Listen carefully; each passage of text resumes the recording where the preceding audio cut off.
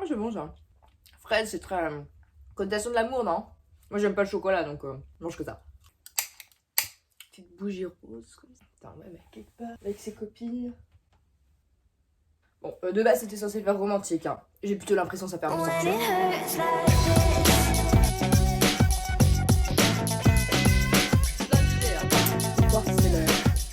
De l'amour. Bonjour à tous et bienvenue dans cette vidéo pleine d'amour et d'eau fraîche. Attendez que je ne brûle pas ma maison en entier. D'ailleurs je le dis maintenant mais lâchez un petit pouce, un petit like pour me motiver dans cette vidéo.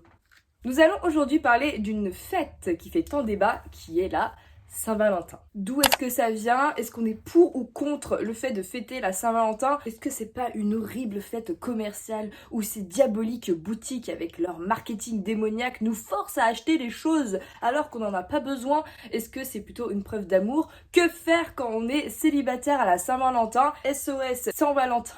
Je devais faire la blague. Et enfin, une petite sélection de lingerie hommes et femmes à la fin parce que ça fait toujours plaisir. 3, 2, 1, c'est parti! Alors premièrement, la Saint-Valentin, d'où ça vient? Où j'ai fait mes petites recherches tranquillement sur internet et ça me donnait des trucs un peu chelous. Je vous lis, hein. À l'origine de la fête de la Saint-Valentin se trouve en réalité une célébration libertine.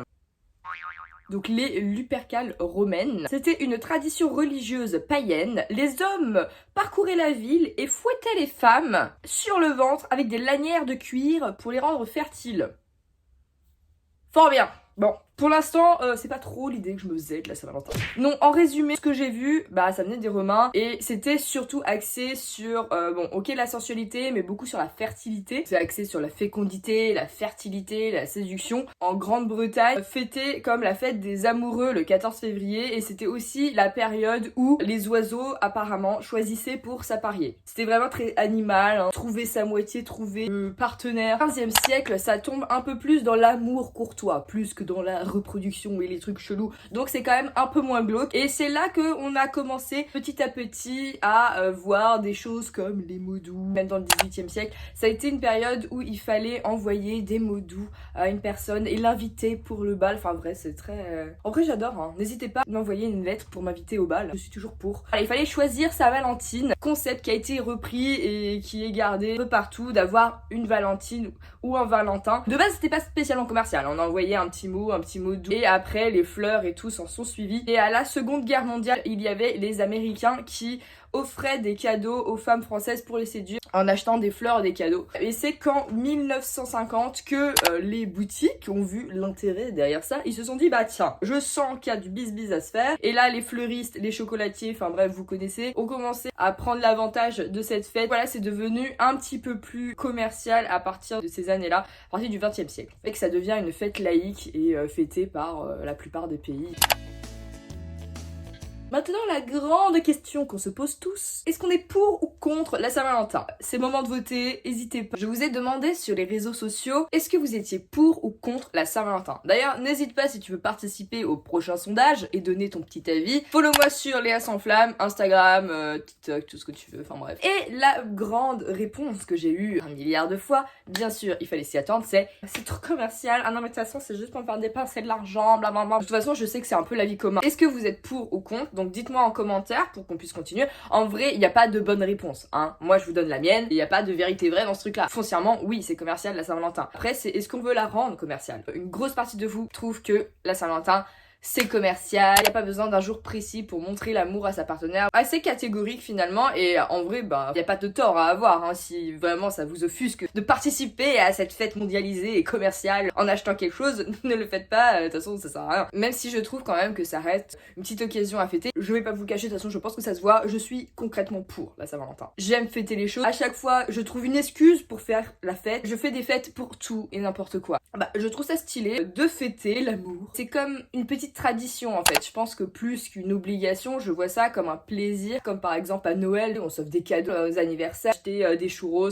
qui coûtent une blinde au marché de Noël là à côté de chez nous et ça nous fait plaisir. Personne nous oblige à aller dans les marchés de Noël à Noël, genre c'est blindé de monde qui est entassé, les enfants ils crient, ils courent partout, il fait froid, mais ça nous fait plaisir de profiter de ce moment par tradition. Donc en fait pour moi la Saint-Valentin c'est pareil, personne n'est obligé d'acheter quelque chose. De toute façon à partir du moment où tu te sens obligé de faire plaisir à quelqu'un, il y a un problème. Comme ça que je le vois, c'est un peu une tradition, tu prends, tu prends pas. Moi ça fait toujours plaisir ce moment-là de me dire que je vais passer une journée un peu hors du commun en fait. Là je trouve qu'on est un peu rapidement dans le train-train quotidien, tous les jours on fait la même chose, on se lève, on va au taf, on rentre, on fait la cuisine, on dort, on fait la vaisselle, c'est pas fun. Et là te dire bon allez aujourd'hui genre je fais l'effort, je ne vais pas chez moi faire métro, boulot, dodo, et ce soir faire un truc stylé avec mon copain ou avec des copines, enfin juste fêter quelque chose en fait, ou se faire plaisir à soi-même. Dans tous les cas je trouve que la Saint-Valentin c'est une raison parmi tant d'autres de se dire aujourd'hui je me fais plaisir. Et même si vous n'avez pas envie de dépenser, être à deux et faire une petite balade, faire un Netflix and chill tranquillement, manger à deux ou à plusieurs en fait avec les gens que vous aimez, ou alors vous faire un bon bain. Si c'est commercial et si c'est le fait d'acheter quelque chose qui vous dérange, vous pouvez toujours fêter cette fête sans dépenser quelque chose. Je sais pas, aller à la patinoire, aller au ciné, aller au resto. Enfin voilà, c'est pas forcément quelque chose où vous allez mettre des milliers et des cents dedans, c'est juste histoire de faire une activité. Et d'ailleurs, vous l'avez dit dans vos réponses, on se montre l'amour tous les jours, mais ça reste quand même un jour à fêter. Pourquoi zapper une occasion de faire plaisir à l'autre? Comme ça que moi, personnellement, je le vois.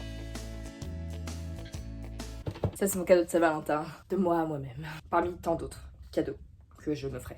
De moi à moi-même. En plus je vois parmi vous qui disent vous êtes romantique et que vous faites des cadeaux toute l'année et tout ça. C'est très bien et j'admire.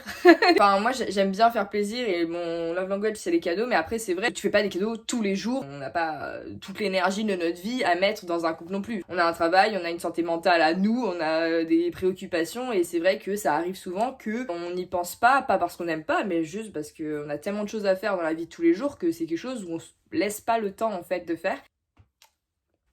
Vient le moment fatidique et le moment horrible, ce qui est que faire quand on est célibataire à la Saint-Valentin. Ça c'est une grande problématique et c'est bizarre parce que autant moi j'avoue j'ai jamais aimé trop être célibataire. C'était un peu un stress ambiant. Mais j'ai quand même jamais eu ce truc d'avoir le seum de ouf d'être célibataire à la Saint-Valentin. Parce que finalement je la fête tout le temps. Et pas forcément en date amoureux, en date avec moi-même ou avec des copines célibataires. Célibataire ou pas, et du coup c'est jamais un jour qui m'a vraiment trop déprimée. Au contraire, le fait de ne rien faire ça me déprimerait. Après voilà, chacun son truc. Dans vos réponses, la plupart disent je ne veux pas la fêter parce que je suis célibataire. Bah moi j'ai envie de vous dire, je la fêterai justement parce que je suis célibataire. Franchement, moi célibataire, jamais de ma vie je ne fais rien le jour de la Saint-Valentin, c'est un coup à déprimer. Ça vous ramène des mauvais souvenirs, ça vous rappelle que vous êtes seul, mais au contraire je pense que justement, enfin après voilà, ça c'est mon avis personnel, hein, bien sûr chacun fait bien ce qu'il veut. Non, je suis célibataire, du coup j'ai pas le droit de la fêter, cette fête, je me tire une balle. Enfin c'est un coup vraiment à être déprimé et à rester dans son lit, pleurer et à se dire mais pourquoi moi je suis seule, pourquoi moi j'ai pas le droit, pourquoi j'ai pas ce que les autres ont, alors que c'est justement le moment ou jamais de vous dire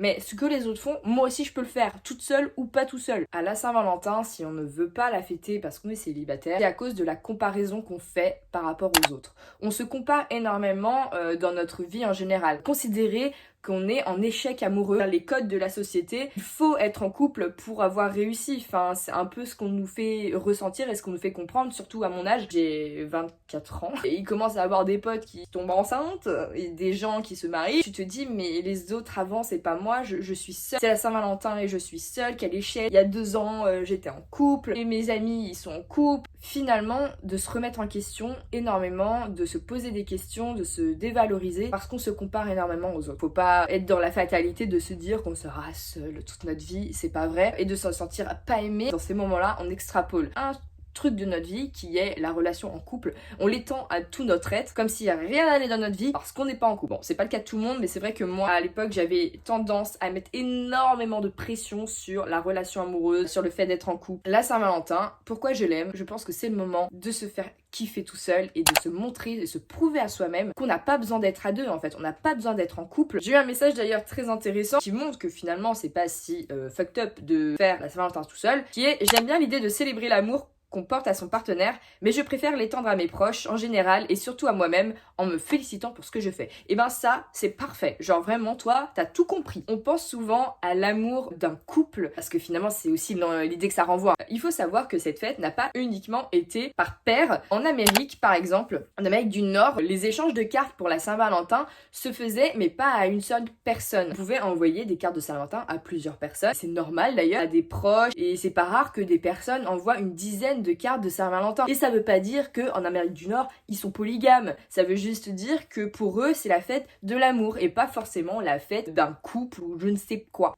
Je vérifie qu'il n'y a rien qui crame quand même. C'est la fête de l'amour en général, de l'amour que vous portez à vos amis, à votre famille, à vous-même. C'est pas le moment où on célèbre le fait d'être en couple. Bien sûr, on pense tout de suite à la Saint-Valentin en amoureux à deux. Franchement, pour moi, c'est has-been, c'est dépassé. L'important, c'est l'amour en général. Et si vous êtes tout seul à la Saint-Valentin, ça veut pas dire que personne ne vous aime sur Terre. Si vraiment vous voulez pas fêter la Saint-Valentin entre potes parce que pour vous ça n'a pas de sens, très bien, faites-le tout seul. Genre commandez-vous sushi si c'est ce que vous aimez, faites-vous kiffer, achetez-vous un cadeau. Moi c'est ce que je fais, hein. Moi clairement, il y a pas de souci. Mais moi quand je peux trouver une excuse pour acheter quelque chose, mais je passe pas à côté. Croyez-moi qu'à la Saint-Valentin, là, ma carte bancaire, elle va y passer. Dites-vous que si vous êtes en couple, vous achetez un cadeau pour quelqu'un.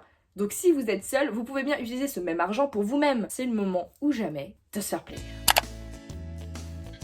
Ensuite, les cadeaux qu'on peut acheter ou s'acheter à soi-même. Alors ça, j'ai plein d'idées. Hein. Pour m'acheter des cadeaux à moi-même, il n'y a pas de souci. Moi, un beau cadeau à faire à la Saint-Valentin, c'est forcément des choses genre qui se vivent, des expériences. Genre aller au spa, une nuit d'hôtel, un resto, tout ça, enfin bref. Mais si vous voulez offrir un cadeau tangible, et ben pourquoi pas offrir de la lingerie. J'ai tout détaillé dans mon ancienne vidéo sur la lingerie de l'année dernière, comment choisir la lingerie à une personne, comment choisir la taille, tout ça, je l'ai expliqué, donc n'hésitez pas à y faire un tour. Je réexpliquerai pas ici dans cette vidéo parce que bon, on a compris et je pense que je ferai une vidéo entière sur la lingerie un autre jour, mais là, c'est pas le sujet. Pour changer des fleurs à des chocolats, parce que j'aime pas les fleurs, j'aime pas le chocolat, bah et forcément, il fallait parler de lingerie dans une vidéo comme ça, j'adore. J'adore cette marque, c'est Agent Provocateur, c'est très très cher, mais c'est ma marque préférée. À bon entendeur. Qu'est-ce que je disais? Oui, je me suis perdue à force de lancer des petits messages subliminaux.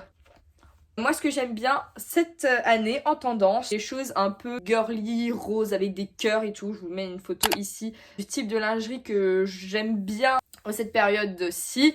Je sais pas, un petit body aussi, ça peut être sympa. C'est un peu stylé. Je trouve ça un cadeau qui change de l'ordinaire. Et pour les hommes, parce que j'ai eu beaucoup de remarques sur ma dernière vidéo disant que je ne faisais pas assez de contenu pour la lingerie homme. Je vous fais des petites sélections. Pour moi, ce que j'aime en lingerie homme, c'est plutôt... J'ai envie de rouge en ce moment. Même les couleurs tricolores, là, le bleu, blanc, rouge, je trouve ça assez stylé sur les caleçons. Lacoste, Ralph Lauren, Tommy Hilfiger. Mais c'est vrai que je trouve que vu que nous faisons l'effort pour mettre des choses un peu jolies des fois à la Saint-Valentin, vous pouvez faire l'effort de ne pas mettre votre caleçon où il y a des donuts dessus parce que voilà.